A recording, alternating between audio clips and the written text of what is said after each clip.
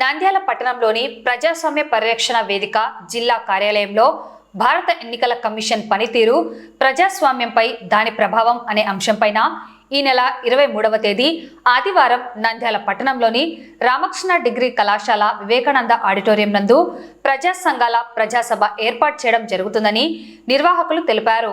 ఈ మేరకు సోమవారం సంబంధిత కరపత్రాలు విడుదల చేశారు.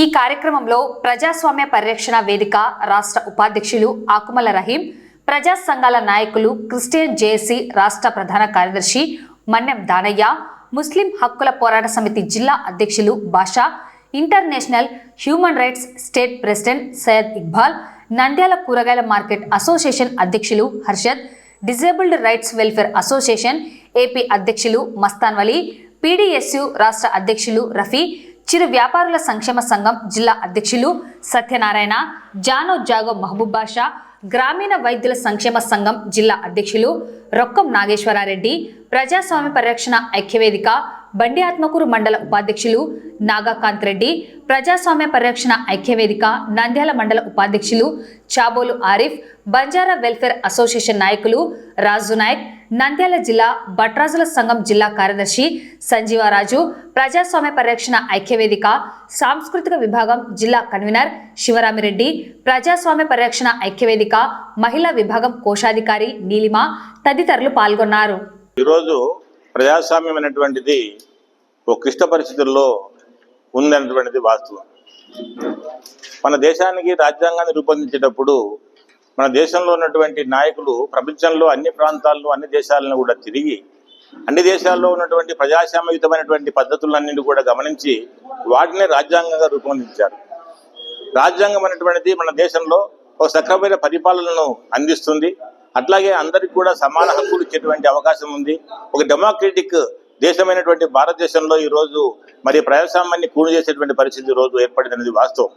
ఎందుకంటే మనం చూస్తుంటాం రాజ్యాంగంలో న్యాయస్థానం కానీ, మరి ఈ దేశంలో చట్టాలను అమలుపరిచేటువంటి యంత్రాంగం కానీ, అట్లాగే మరి పార్లమెంట్ కానీ, ఈ మూడు అంశాలు అనేటువంటి కూడా ఓదారిపైన ఒకటి చెక్ అనేటువంటిది రాజ్యాంగంలో పెట్టారు. ఎందుకంటే ఏదైనా ఈ రాజకీయ యంత్రాంగము పార్లమెంట్ తప్పు చేస్తే దాన్ని సుప్రీంకోర్టు ఖచ్చితంగా మందలించి ఇది చట్టవిరుద్ధమని చెప్పి వాళ్ళు తీర్పిచ్చేటువంటి అవకాశము ఉంది. అందుకనే డెమోక్రసీని కాపాడడానికి మూడు వింగులుగా ఏర్పడినటువంటి ఈ రాజ్యాంగంలో వీటన్నిటిపైన మళ్ళీ ఈ దేశాన్ని పరిపాలించేటువంటి యంత్రాంగాన్ని, ఈ దేశాంగాన్ని డెమోక్రసీని కాపాడుతూ ఈ దేశ ప్రజల యొక్క సంరక్షణ చూసేటువంటి ఒక యంత్రాంగాన్ని ఏర్పాటు చేయడానికి ఎన్నికలనేటువంటి కూడా ఏర్పాటు చేశారు. ఆ ఎన్నికల్లో మరి ఈ యొక్క రాజకీయ పార్లమెంటు ఎన్నుకోవడానికి సంబంధించి ఎలక్షన్స్ కూడా ఏర్పాటు చేశారు. మరి ఎలక్షన్స్ లో ఎవరైతే ఎన్నికల కమిషన్ గా ఏర్పాటు చేయబడతాడో, అధికారిగా ఉంటాడో, అతను ఖచ్చితంగా సక్రమంగా పద్ధతి ప్రకారం ఎన్నికలు జరపగలిగితే ఎవరైతే నిజంగా ప్రజలు ఎన్నుకుంటారో ఆ వ్యక్తి అధికారంలోకి వచ్చేటువంటి అవకాశం ఉంది. అయితే మన దేశంలో ఇంతకుముందు గతంలో ఏం చేశారు?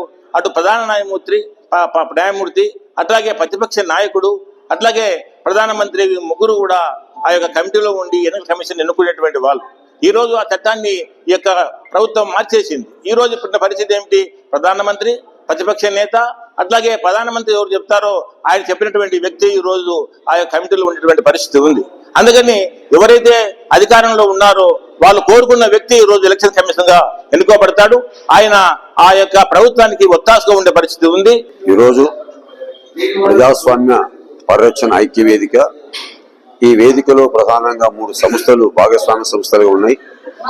జన విజ్ఞాన వేదిక, సత్యాన్వేషణ మండలి, జయబారు సంస్థలు.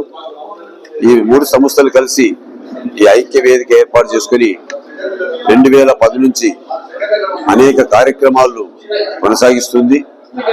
దీంతో పాటు ఈ మధ్య కాలంలో 2024 ప్రధానంగా ఎన్నికల సందర్భంగా ఎన్నికల కమిషన్ యొక్క నియామకము, ఈ నియామకము తగినటువంటి పద్ధతి ఇది అప్రజాస్వామిక ఉంది.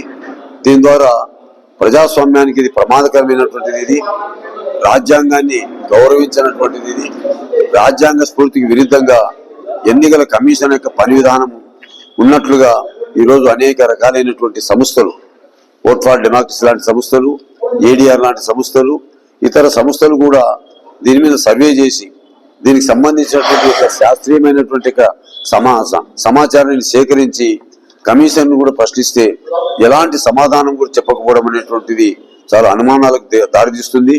ఆ విధమైనటువంటి కమిషనరు మరి స్వతంత్ర ప్రతిపత్తి కలిగినటువంటి కమిషనర్ లేకుండా ఎన్నికల కమిషనర్ గా శేషన్ ఉన్నప్పుడు నేను రాజ్యాంగానికి బద్దుడనే తప్ప నేను ప్రభుత్వానికి బాధ్యుడిగా కాను.